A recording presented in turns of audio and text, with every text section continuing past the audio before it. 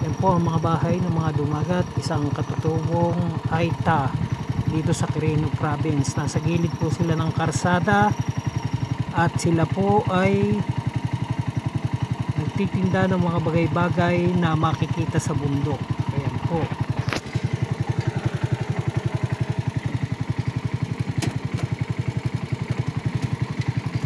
Ayan po sila. Ayan po. Meron po silang mga tindang mga orchids. Ayan po. Marami po sila.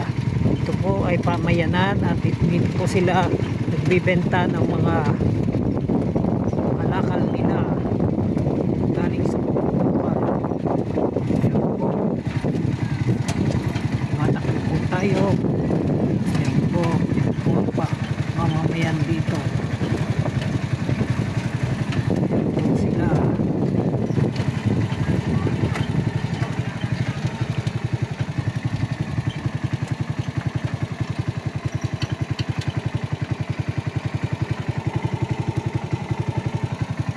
Sila nasa tabing dagat, daan